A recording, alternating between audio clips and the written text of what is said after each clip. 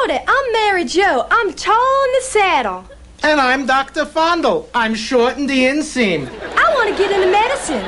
How about a little medicine getting into you? But I want to learn. I'm considering medical school. You could probably get in under the endowment plan. Do you think you could show me the ropes? I prefer satin sheets myself. Is there anything we can go over now? How about the treatment for snake bite? Okay. Good.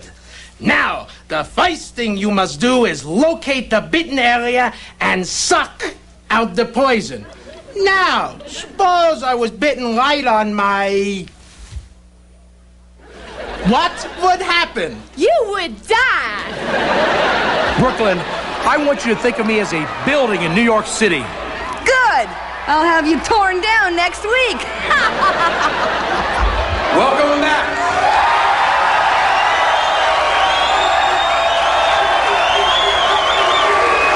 This next event is a special event. A marathon catfight. There are no rounds. The combatants will battle non-stop until there is a winner. Introducing first, from Dallas, Texas, the wild and woolly cowgirl, Mary Jo.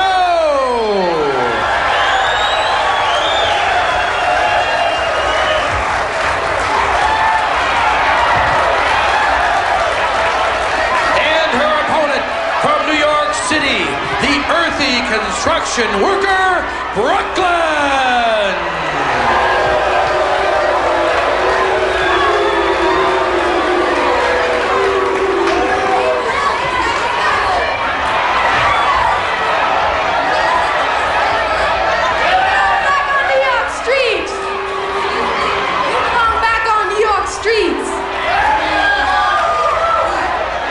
Careful, Mary Jo. Brooklyn may use you to mop those streets.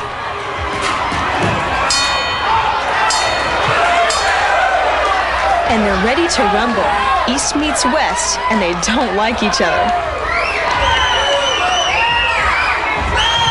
The cowgirl is a rugged customer, and if you ask Brooklyn why she wears an eye patch, she just says, "You should have seen the other 5 guys." Mary Jo shows her how she used to punch cattle, but remember, they never punched back.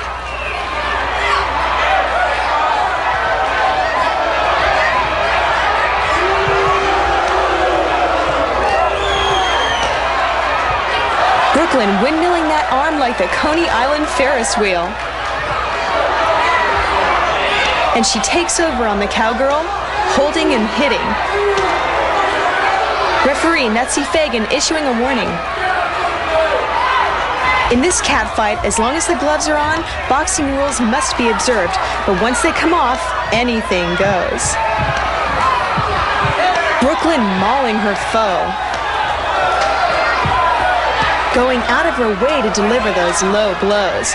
She learned all her moves on the street. The alley was closed.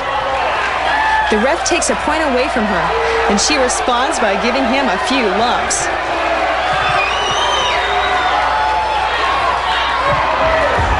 She slams her foe to the mat.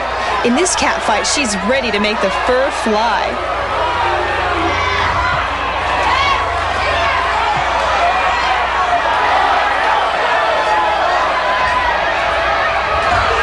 And Mary Jo shows her how to hit the trail.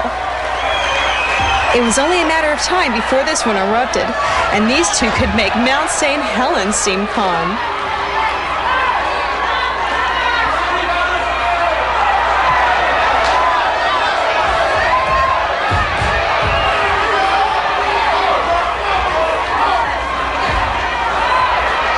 The New Yorker ditched one glove already and corrals the Texan. And it's not an okay corral for her.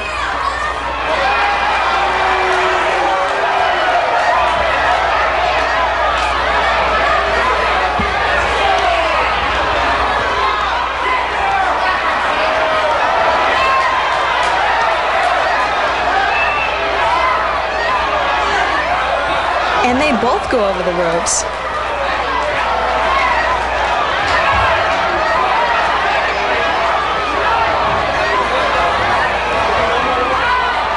and Brooklyn gives her a face full of canvas. And again.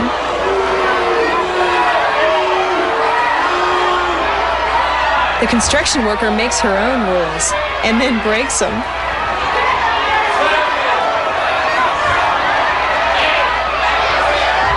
And Mary Jo slams her into that steel ring post.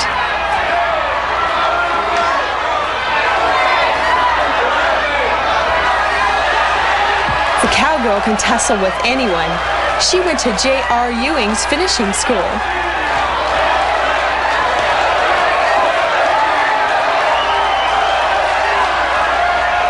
But the city girl's ready to finish her off. She virtually stuffs her into the audience.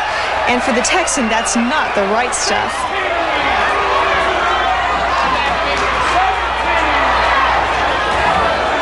Mary Jo makes it back to the ring to stop that 20 count.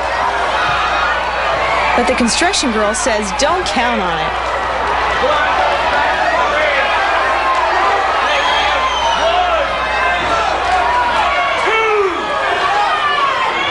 She works her into a step over toe hold. Mary Jo able to kick out.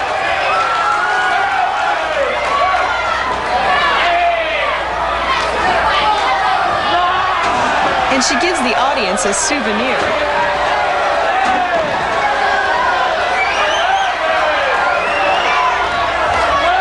The ref tolling the count again. If they don't make it back by 20, they'll both be disqualified. Brooklyn choking her with the tape from her hands.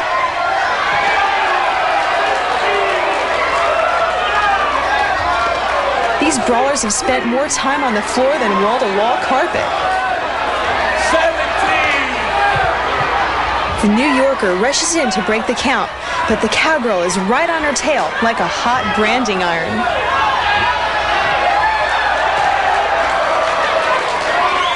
With all that tape, they're tied up like a couple of mummies, and that's no gauze for celebration.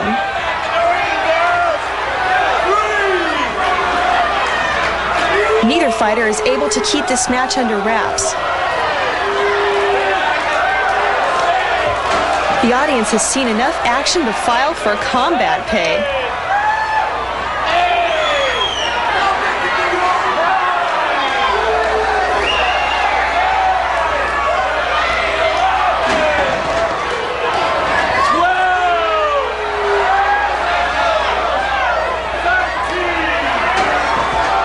Brooklyn trying to hog-tie her foe. She's kicked into rodeo overdrive.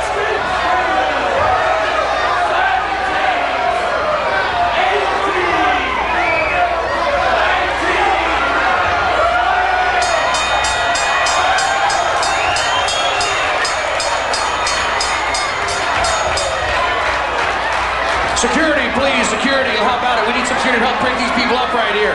Please, security, break these fighters up. Please. Hurry, security, break them up.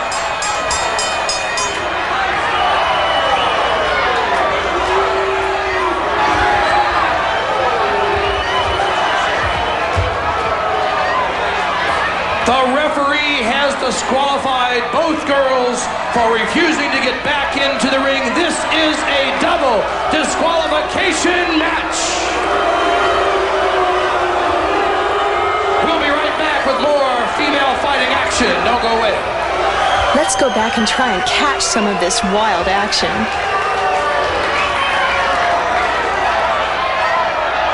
Brooklyn decided to really treat Mary Jo like a yellow rose and does her best to plant her in the audience.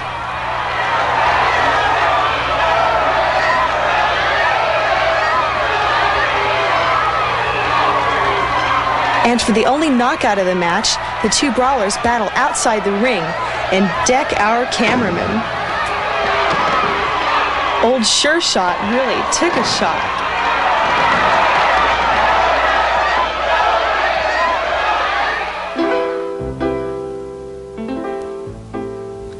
I really get wild after dark.